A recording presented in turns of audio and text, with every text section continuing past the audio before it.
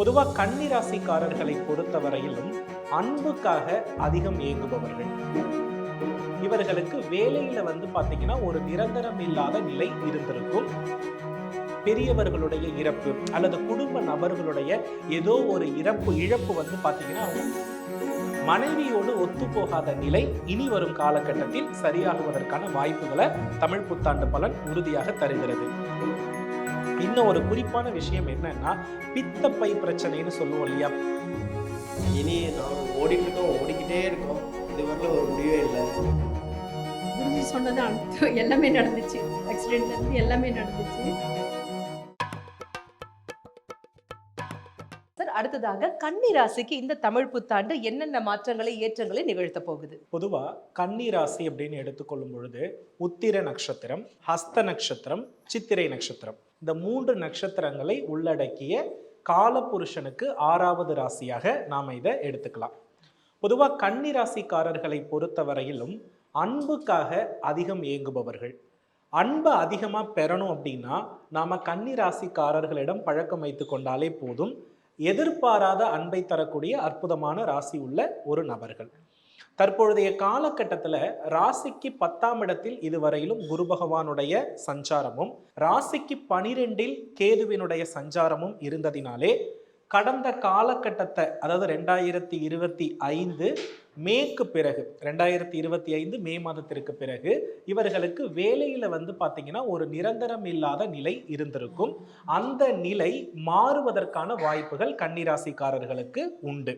அதே போல பிரிந்த நண்பர்கள் ஒன்று சேருவதற்கான வாய்ப்புகளை இந்த காலகட்டம் அவர்களுக்கு உருவாகி கொடுக்கும். பொதுவாக கன்னி ராசி அப்படின்னு நம்ம எடுத்துக்கிட்டோம்னாலே இவங்களுடைய தொடர்பு பெரும்பாலும் அதிகமாக ரியல் எஸ்டேட்டில் இருக்கிறதுக்கு தான் பாசிபிலிட்டிஸ் இருக்கிறது. அதே போல் பார்த்தீங்கன்னா ஒரு பொருளை வியாபாரம் செய்து ஒரு கடையாக வைத்திருக்கக்கூடிய பொறுப்பு இந்த கன்னி ராசிக்காரர்களுக்கு நிறைய இருக்கிறது. இந்த துறையில் இருக்கவங்க மிக பெரிய அளவில் வளருவதற்கு வாய்ப்பு உண்டு. பெரும்பாலும் ஐடி ப்ரொஃபஷனல் அப்படின்னு எடுத்துக்கிட்டாலும் சரி, பேங்கிங் ப்ரொஃபஷனல் அப்படின்னு எடுத்துக்கிட்டாலும் சரி, அதிகப்படியான ராசிக்காரர்களாக இந்த கன்னிராசிக்காரர்கள் தான் இருப்பாங்க. அந்த ப்ரொஃபஷனல்ல அவங்களுக்கு வருகின்ற, அதாவது 2026 ஜூன் மாதத்திற்கு பிறகு ஒரு மாற்றம், ஒரு உயர்வை நம்ம என்ன பண்ணலாம்னா எதிர்பார்க்கலாம். இப்பொழுதைக்கு ராசிக்கு 7ஆம் இடத்துல சனி பகவானுடைய சஞ்சாரமானது இருக்கிறது. ராசிக்கு 11இல் கேது சஞ்சாரம் மாறுகிறது. இந்த காலகட்டத்தில் பார்த்தீங்கன்னா காதல் தோல்வியினால் பாதித்த கன்னிராசிக்காரர்களுக்கு திருமண காலங்கள் நெருங்கி வரக்கூடிய நிலையில இருக்கிறது. அதுல குறிப்பா கலப்பு திருமணத்திற்கு கடந்த காலகட்டத்தில் வேறு வேறு ஜாதியில் காதலித்த நபர்களுக்கு இந்த காலகட்டத்தில் பார்த்தீங்கன்னா திருமணம் முழுமையாக நிறைவேறும். அதே போல தன்னுடைய வீட்டில் கன்னி ராசிக்காரர்களாக இருப்பவர்களுக்கு, அதில் குறிப்பாக பார்த்தீங்கன்னா கன்னி ராசி அஸ்த நட்சத்திரத்தில் இருந்தவர்களுடைய வீட்டில் பார்த்தீங்கன்னா நம்ம சொல்லுவோம் இல்லையா, பெரியவர்களுடைய இறப்பு அல்லது குடும்ப நபர்களுடைய ஏதோ ஒரு இழப்பு பார்த்தீங்கன்னா அவங்களுடைய மனதில் அதிக வலியை தந்திருக்கும். எப்போ அப்படின்னு எடுத்து பார்த்தோம்னா 2025 ஆகஸ்டுக்கு பிறகு இது அவர்களுக்கு நடந்திருக்க வாய்ப்பு உண்டு. அந்த காலகட்டத்தில் இருந்து அந்த மீளா துயரத்தில் இருந்தால் அது மாறுபடுவதற்கான வாய்ப்புகள் நிறையவே இருக்கிறது. இந்த கன்னிராசிக்காரர்கள் இந்த காலகட்டத்தில் நிலம் சம்பந்தப்பட்ட விஷயங்கள்ல ஈடுபடுவார்கள். அதாவது புதிய நிலங்கள் வாங்கலாம் அப்படின்ற எண்ணங்கள் தோன்றும். அதை வெற்றியாக்கி கொள்ளக்கூடிய வாய்ப்பு வருகின்ற 2026 மேக்கு பிறகு கட்டாயமா அவர்களுக்கு கிடைக்கும்.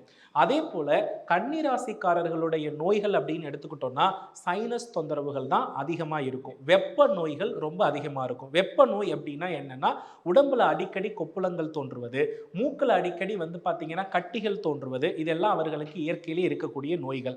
அதே மாதிரி இவர்களுக்கு எப்பொழுதுமே பாத்தீங்கன்னா ஆசனவாயில அடிக்கடி கட்டிகள் ஏற்படுவது, செரிமான பிரச்சனைகள், இதெல்லாம் கன்னிராசிக்கு இயல்பாகவே ஏற்படும். மனைவியோடு ஒத்து போகாத நிலை இனி வரும் காலகட்டத்தில் சரியாகுவதற்கான வாய்ப்புகளை தமிழ் புத்தாண்டு பலன் உறுதியாக தருகிறது.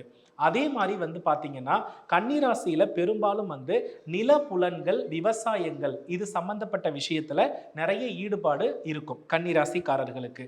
இந்த நிலையில இருப்பவர்கள் நிச்சயமா வெற்றி பெறுவார்கள். வாழை சம்பந்தப்பட்ட தொழில், கரும்பு சம்பந்தப்பட்ட தொழில், இதெல்லாம் முதலீடா செய்தவர்களுக்கு வருகின்ற 2025 நவம்பருக்கு பிறகு அவங்களுக்கு இவங்களுக்கு பெரிய மாற்றத்தை உருவாக்கி கொடுக்கும். கன்னிராசிக்காரர்கள் கடந்த காலத்தை நம்ம எடுத்து பார்த்தோம்னா கட்டாயமா இவர்கள் வந்து வண்டியிலிருந்து விழுறதோ அல்லது கால் அடிபட்டிருக்கிறதோ வாய்ப்புகள் நிறைய இருக்கிறதுக்கு வாய்ப்பு உண்டு. இவர்கள் இந்த காலகட்டத்தில் குறிப்பா வந்து பாத்தீங்கன்னா அடிக்கடி ஒற்றை தலைவலி பிரச்சனையால் பாதிக்கப்படக்கூடிய ராசியாக இந்த கன்னிராசி இருக்கிறது. இனி வரும் காலத்துல அது மாறுபடும். ஆனா தலைவலி மட்டும் எப்பொழுதும் கூடவே இருக்கும். அதற்கான வழிபாட்டு முறைகளும் நான் சொல்றேன். பொதுவா கன்னிராசிக்காரர்கள் படிக்கக்கூடிய குழந்தைகள் வந்து இனி வரும் காலத்துல நல்லாவே படிப்பாங்க. பள்ளி நிலை கல்வியிலிருந்து மேற்கல்வி போகக்கூடிய குழந்தைகளுக்கு பெரிய வளர்ச்சி நிறையவே இருக்கிறது. அதே போல கணவன் மனைவி அந்யூன்யத்துவமும் அதிகமாகிறதுக்கான வாய்ப்புகள் இருக்கு. கன்னிராசிக்காரங்க இந்த வருஷம் ஏதாவது ஒன்று செய்ய போறாங்கன்னா என்ன செய்வாங்க அப்படின்னா தன்னுடைய விவசாய நிலத்துல போர்வெல் போட்டு அதுல தண்ணீர் வந்து அதை வந்து விவசாயம் பண்றதுக்கு முயற்சி பண்றதுக்கு வாய்ப்பு இருக்கு. நீர் தொடர்புடைய தொழில், உணவு தொடர்புடைய தொழிலை உருவாக்குறதுக்கான பாசிபிலிட்டிஸ் இந்த வருடம் வந்து ஆகஸ்டுக்கு பிறகு 2026 ஆகஸ்டுக்கு பிறகு கண்டிப்பா உருவாக்கலாம். ஏன்னா கடந்த காலத்துல இருந்த கோச்சார கிரகநிலை ஆராயும் பொழுது 2 ஆப்ஷன் இவங்களுக்கு இருந்துகிட்டே இருந்திருக்கும். வெளியில போலாமா, ஃபுட் இண்டஸ்ட்ரி வைக்கலாமா, வெளியில போலாமா, ஃபுட் இண்டஸ்ட்ரி வைக்கலாமான்னு இந்த மாதிரி கலை சம்பந்தப்பட்ட மனநிலைகள் வந்து இவங்களுக்கு நிறைய இருந்திருக்கும். அதெல்லாம் நடைமுறைப்படுத்தி கொண்டு வருவதற்கான ஒரு உன்னதமான காலகட்டம் என்றே சொல்லலாம். இன்னும் ஒரு குறிப்பான விஷயம் என்னன்னா பித்தப்பை பிரச்சனைன்னு சொல்லுவோம் இல்லையா, பித்தப்பையில் கல் ஏற்படக்கூடிய விஷயம்னு சொல்றோம் இல்லையா, இது வந்து கன்னிராசிக்காரர்களுக்கு இயற்கையிலேயே ஏற்படக்கூடிய ஒரு விஷயமாக இருக்கும். அதே போல பாத வலி, பாதத்தில் வந்து அடிக்கடி வலி ஏற்படக்கூடிய தொந்தரவும் இந்த கன்னிராசிக்காரர்களுக்கு எப்பொழுதும் இருந்த வண்ணமே இருக்கும். அதற்கு பரிகாரமாக நம்ம என்ன பண்ணலாம்னா பந்தநல்லூர் அப்படின்ற ஒரு ஊர்ல பசுபதீஸ்வரர்னு ஒரு இறைவன் இருக்காரு. அந்த இறைவனை வழிபாடு செய்யறது நல்லபடியான மேன்மை மிக்க பலன்களை இவங்களுக்கு என்ன பண்ணி கொடுக்கும்னா உருவாக்கி கொடுக்கும். அதே போல கன்னிராசிக்காரர்கள் எக்காரணத்தை முன்னிட்டும் இந்த ஆண்டு ஷேர் மார்க்கெட்ல இன்வெஸ்ட் பண்ண கூடாது. அதே போல வெளிநாடு பயணங்களுக்கு முயற்சி செய்ய கூடாது. இது வந்து கன்னிராசிக்காரர்களுடைய பொது பலன். அப்படி முயற்சி பண்ணி வெளியே போயிருந்தாலும் அதுல ஒரு நிறைவு இல்லாம இருந்து 2026 ஜூனுக்கு பிறகு திரும்ப வரதுக்கு தான் வாய்ப்புகள் என்ன இருக்குன்னா நிறைய இருக்கு. சுயதொழில கவனித்து இன்வெஸ்ட்மெண்ட் பண்ண வேண்டியது அவசியமான ஒன்று. அந்த சுயதொழில் இன்வெஸ்ட்மெண்ட் வந்து சர்வீஸ் பிசினஸா இருந்தா பிரச்சனை இல்லை. எல்ஐசி ஏஜென்ட், ஃபுட் இண்டஸ்ட்ரி, ஒரு பால் தொழில் இப்படி இருந்தால் அதில் எந்த பிரச்சனையும் இருக்காது. சர்வீஸ் இல்லாமல் ஹை இன்வெஸ்ட்மெண்ட் அப்படின்னு போடுறத கொஞ்சம் கவனித்து செயல்பட வேண்டியது அவசியமான ஒன்று. வலது கண் அப்படின்ற ஒரு விஷயம் வந்து கடந்த காலத்தில் அவங்களுக்கு தொற்று ஏற்படுவது அல்லது அடிப்படுவது இந்த மாதிரியான நிலைகள் ஏற்பட்டிருக்கலாம். அதனால அதையும் இந்த வருடமான தமிழ் புத்தாண்டு வந்து சரி செய்து கொடுக்கும். ஆக மொத்தம் கன்னிராசிக்காரர்கள் தாயினுடைய ஆசீர்வாதத்தை பெற இவர்களுக்கு எல்லாம் சிறப்பாக இருக்கும். தாயிடம் எப்பொழுதும் பகைத்து கொள்ள வேண்டாம். ஏன்னா கடந்த காலத்தில் தாய் மூத்த சகோதரிகிட்ட கண்டிப்பா பிரச்சனை இருந்திருக்கும். அது எல்லாம் சிறப்பாக மாறக்கூடிய காலகட்டம். கன்னிராசியில் உத்திர நட்சத்திரத்தில் பிறந்தவர்கள் ஐயப்ப பெருமானை வழிபாடு செய்வது நல்லது. கன்னிராசி ஹஸ்த நட்சத்திரத்தில் பிறந்தவர்கள் நின்ற நிலையில் இருக்கக்கூடிய பெருமாள், அதுல குறிப்பா மதுரையில கூடல் அழகர் அப்படின்ற ஒரு பெயர்ல இறைவன் எழுந்தருளால், அம்பாள் பெயர் மதுரவள்ளி தாயார், அவங்கள வழிபாடு செய்யறது நல்லது புதன்கிழமையில. கன்னிராசி சித்திரை நட்சத்திரக்காரர்கள், சித்திரை நட்சத்திரம் அப்படின்னு நம்ம எடுத்து பார்த்தோம்னா செவ்வாயுடைய நட்சத்திரமாக வருவதினால் நரசிம்மர் வழிபாடு நன்மை கொடுக்கும். இவங்களுக்குரிய அதிர்ஷ்டமான எண் அப்படின்னு பார்க்கும் பொழுது 8. அதிர்ஷ்டமான நிறம் அப்படின்னு பார்க்கும் பொழுது டார்க் நேவி ப்ளூ அப்படின்னு சொல்லுவோம்.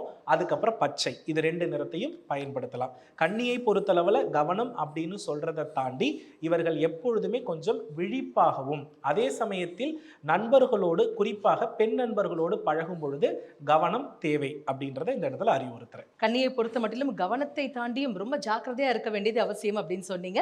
எஸ், கன்னி. வணக்கம் சார், உங்க பெயர்? கிருஷ்ணன் மேடம். ஓகே, நீங்க கன்னிராசிங்களா? கன்னிராசி மேடம். சார் சொன்னது அப்படியே பொருந்தது அவங்க வாழ்க்கையோட? 100% பொருந்தது மேடம். எல்லாமே சார் சொன்னது மாதிரி தான் நடக்குது. இனி நான் ஓடிக்கிட்டே இருக்கோம். இதுவரையில் ஒரு முடிவே இல்லை. 8ஆம் நம்பர் வந்து ராசின்னு சொன்னார். எனக்கு 8ஆம் நம்பர் இதுலேயுமே இதுவரையில் நான் ஜெயிச்சதே இல்லை. அது எப்படி சொன்னாருங்கிறது. பொதுவாக கன்னிராசி பொறுத்தளவில் உங்களுக்கு நன்மை கொடுக்கக்கூடிய நவகிரகம் யாருன்னா சனி பகவான் தான். இப்போ இந்த சனி பகவான் அப்படின்னு நம்ம எடுத்துக்கிட்டோம்னாலே இன்வெஸ்ட்மெண்ட் பிஸ்னஸில் யாரெல்லாம் இருக்கிறார்களோ அவர்களுக்கு என்ன பண்ணுன்னா நன்மை கொடுக்கும். சர்வீஸ் பிஸ்னஸில் இருக்கவங்களுக்கு பெரும்பாலும் 8ஆம் நம்பர் என்ன பண்ணாதுன்னா நன்மையை கொடுக்காது.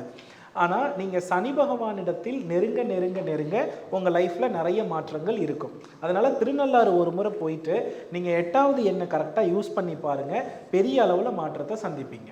என்ன லக்னம் நீங்கள் தெரிஞ்சுக்கலாமா? மிதுன லக்னம். மிதுன லக்னத்துக்கும் சனி பகவான் நிச்சயமாக நல்லது தரவர் தான். அதனால் தாராளமாக நீங்கள் திருநள்ளாறு இதுவரை போயிருக்கீங்களா? திருநள்ளாறு போயிட்டு வாங்க. சனி பகவானோட எண் உங்கள் வாழ்க்கையில் பெரிய மாற்றத்தை கொடுக்கும். அதுக்கப்புறம் சொல்லுவீங்க. நன்றி. வணக்கம்மா. வணக்கம். நீங்க கன்னியா இல்லை உங்க வீட்டில் வேற யாராவது கன்னிங்களா? பையன் வந்து கண்ணீரா. பையன் கன்னி. ஓகே, என்னம்மா கேட்கணும்? குருஜி சொன்னது எல்லாமே நடந்துச்சு. ஆக்சிடென்ட்லேருந்து எல்லாமே நடந்துச்சு.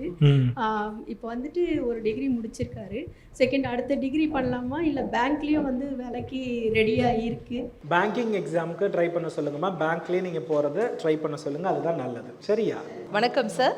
ஸோ என்னோடய பொண்ணு, பெரிய பொண்ணு வள்ளியம்மை, ஸோ உத்திர நட்சத்திரம். இப்போ பிகாம் ஃபைனல் இயர் வந்துட்டு. ஸோ பேங்க் இண்டஸ்ட்ரியா இல்லை மேலே ஏதாவது படிக்கலாமா? மேலே படிக்க வைங்க, கண்டிப்பாக நல்ல மாற்றம் இருக்கும். மேலே படிக்க வச்சுட்டு பேங்கிங் இண்டஸ்ட்ரிக்குள்ளே வர வைங்க, நல்லா பெட்டரான ரிசல்ட் இருக்கும்.